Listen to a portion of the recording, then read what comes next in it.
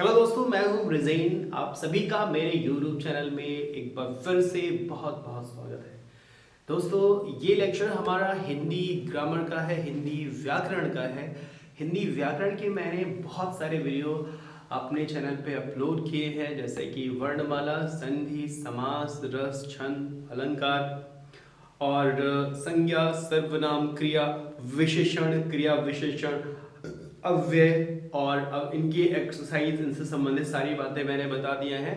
कुछ और महत्वपूर्ण बातें हिंदी व्याकरण की रह गई हैं, तो वो मैं कंप्लीट कराना चाहता हूँ। वन बाय वन सारे टॉपिक मैं कवर कराऊंगा और ये हिंदी के सारे जो टॉपिक है, जो हिंदी का संपूर्ण व्याकरण है, वो मेरे वीडियो के माध्यम से आपको मिलेगा और कोई भी जानकारी अधूरी नहीं रहेगी, ऐसा मेरा प्रयास है। तो आज मैं आपको एक बहुत बड़ा टॉपिक, इसमें पूरा ये बहुत अपने आप में बहुत विशाल टॉपिक है जिसको मैं आपको बताने जा रहा हूँ। और ये शब्द भेद का टॉपिक है, यानी कि हिंदी के समस्त प्रकार के शब्दों का निचोड़ यहाँ मिलेगा। जितने प्रकार के शब्द हम हिंदी भाषा में बोलते हैं, लिखते हैं, देखते हैं, सुनते हैं, उन सभी का यहाँ पे उल्लेख होने वाला है। चाहे वो तद्भव तत्सम हो, चाहे वो देशज हो, विदेशज हो, यौगिक हो, योग रूढ़ हो और समानार्थी, एकार्थी, पर्यायवाची, विलोम, मतलब जितने भी प्रकार के शब्द हमारी भाषा में होते हैं, उन सभी की चर्चा मैं यहाँ पे एक एक करके, यहाँ पे व्याकरण की दृष्टि से उनका नाम क्या है और उन्हें कैसे पहचाने, उन सभी की चर्चा इस वीडियो में होगा। तो अगर आप हिंदी व्याकरण के अंतर्गत शब्द भेद को समझना चाहते हैं कि योग रूढ़ शब्द क्या है, योग रूढ़ शब्द बहुत कम लोग जानते हैं क्या होते हैं, विकारी शब्द क्या है, अविकारी शब्द क्या है और अनेकार्थी शब्द कौन कौन से होते हैं, तद्भव तत्सम क्या होते हैं, इनको हम कैसे पहचाने, इन सभी का यहाँ पे आपको आंसर मिलेगा। तो आइए शुरू करते हैं। वीडियो को शुरू से अंत तक जरूर देखिएगा और इसकी नोट्स भी बनाइएगा, क्योंकि ये बहुत ही महत्वपूर्ण टॉपिक है जिसे आपको पढ़ाया जा रहा है। तो मैंने यहाँ पे सिर्फ लिखा हुआ है, एक मैंने पैटर्न दिया हुआ है। हिंदी व्याकरण के अंतर्गत हम पढ़ने वाले हैं शब्द भेद, और हिंदी व्याकरण में शब्दों का वर्गीकरण अलग अलग आधार पे किया गया है। तो पहला आधार है उत्पत्ति के आधार पे, यानी उनकी उत्पत्ति कैसे हुई, उनकी उत्पत्ति के आधार पे उन्हें क्या कहा जाए। तो उत्पत्ति के आधार पे हिंदी व्याकरण में शब्द होते हैं 5 प्रकार के। वो कौन से 5 प्रकार है, अभी मैं आगे यहाँ पे लिख रहा हूँ। नंबर 2 पे है रचना के आधार पे। रचना के आधार पे, स्ट्रक्चर के आधार पे कह सकते हैं कितने प्रकार के हैं, 3 प्रकार के शब्द होते हैं। यहाँ पे मैंने सिर्फ आपको अभी डायग्राम दिया हुआ है। फिर नंबर 3 पे है रूप के आधार पे शब्दों के भेद। तो रूप के आधार पे हिंदी व्याकरण में शब्द 2 प्रकार के होते हैं। फिर मैंने यहाँ लिखा हुआ है अर्थ के आधार पे। तो अर्थ के आधार पे शब्द होते हैं 4 प्रकार के। तो टोटल देखेंगे 5, 3, 8, 2, 10, 4, 14, यानी कि 14 प्रकार के शब्दों से रूबरू होने वाले हैं आप और इनके बारे में जानने वाले हैं।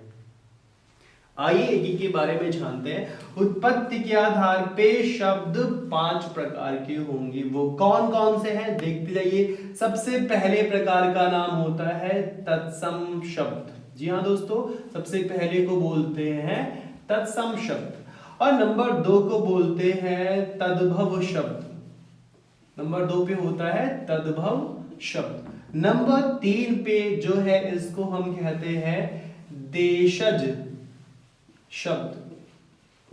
और नंबर 4 पे जो होता है इसको हम बोलते हैं विदेशज शब्द। ये जहां पे हलंत हलंत मतलब आधा हो जाता है, आधा वर्ण होता है। तो और नंबर 5 पे है दोस्तों संकर शब्द। ध्यान दीजिएगा, ये शंकर नहीं है, ये अलग है, ये अलग है। तो ये है संकर, दंती सा है, संकर शब्द। तो पहले उत्पत्ति के आधार पे 5 प्रकार के शब्द होते हैं। कौन कौन से? तत्सम शब्द, तद्भव शब्द, देशज शब्द, विदेशज शब्द और संकर शब्द। तो ये 5 प्रकार के हो गए। अब हम नंबर 2 पे आते रचना के आधार पे कितने होते, रचना के आधार पे 3। कौन कौन से 3 है, तो यहाँ पे सबसे पहले नंबर पे होता है दोस्तों, इसको कहते हैं रूढ़ शब्द। जी हाँ दोस्तों, क्या कहते हैं, रूढ़ शब्द कहते हैं। नंबर 2 पे जो है इसे हम कहते हैं यौगिक शब्द। क्या कहते हैं, यौगिक शब्द कहते हैं। और नंबर 3 पे है, इसे कहते हैं योग रूढ़ शब्द। जी हाँ दोस्तों, क्या कहते हैं, इसको कहते हैं योग रूढ़ शब्द। तो काफी इंपॉर्टेंट है, इनसे क्वेश्चन जरूर आते हैं। योग रूढ़ शब्द देगा, पूछेगा कौन सा योग रूढ़ शब्द है या कौन सा नहीं है, रूढ़ शब्द की परिभाषा बताइए। तो बहुत ज्यादा इंपॉर्टेंट है ये, इसको आप अभी आगे मैं बताऊंगा कैसे इन्हें पहचानना है।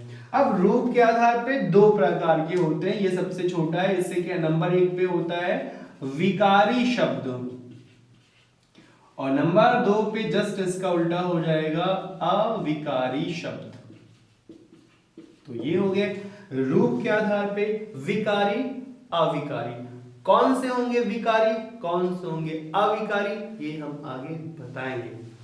नंबर 4 पे है, और ये 4 अर्थ के आधार पे, अर्थ के आधार पे शब्द होते हैं 4 प्रकार के। कौन कौन से, सबसे पहले एक अर्थी शब्द होता है, यानी ऐसा शब्द जिसका सिर्फ एक अर्थ हो उसे एक अर्थी कहते हैं।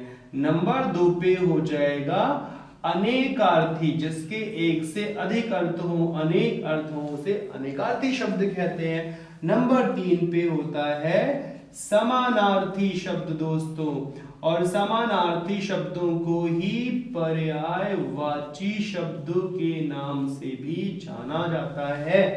और अंतिम है विलोमार्थी, या जिसे आप कहते हैं विलोम शब्द, विलोमार्थी या विलोम शब्द। तो दोस्तों ये थे शब्दों के भेद। इतने प्रकार के शब्द हमारी हिंदी भाषा में, हिंदी साहित्य में प्रयुक्त होते हैं, और इनको आपको एक एक के बारे में जानना होगा कि तत्सम शब्द क्या है, तद्भव शब्द क्या है, और कैसे हम पहचाने कि कोई शब्द तत्सम है, कोई शब्द तद्भव है, और देशज कौन से होते हैं, विदेशज कौन से होते हैं, संकर क्या होते हैं। इन सभी के बारे में, इन 14 प्रकार जो 5, 3, 8, 2, 10, 4, 14, जो 14 आप शब्द देख पा रहे हैं, इनकी विस्तृत व्याख्या, इनका सरलतम वर्णन मैं आने वाले वीडियो में करूंगा, और इनको आपको मैं आसानी से लर्न करा दूंगा, ये मेरा वादा है।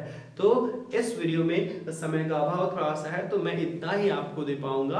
आपको सिर्फ ये बताना चाह रहा था कि ये शब्दभेद आपको पढ़ने हैं, आपकी परीक्षा के लिए इंपॉर्टेंट है, इनको लर्न करना होगा, और उसके लिए आपको बहुत ज्यादा परेशानी हो रहा है, मैं हूं, और मैं इनको प्रिपेयर कराऊंगा आने वाले वीडियो में। इतना स्पष्ट बता दूंगा इनको सबको कि आपको दोबारा इनको पढ़ने की जरूरत नहीं होगी। तो आई होप आप इस वीडियो को पसंद करेंगे और लाइक करेंगे, और अपने दोस्तों से शेयर करना ना भूलिएगा, और चैनल को सब्सक्राइब भी कर लीजिए, क्योंकि हम इस तरह से आपको हिंदी, इंग्लिश, जितने भी लेक्चर्स हमारे कंटिन्यू हो रहे हैं, सब में बेहतर एजुकेशन देने का मेरा प्रयास है, और वो मैं देता रहूँगा। तो एक बार फिर से दिल से शुक्रिया, आपको good luck, thank you so much, जय हिंद, जय भारत।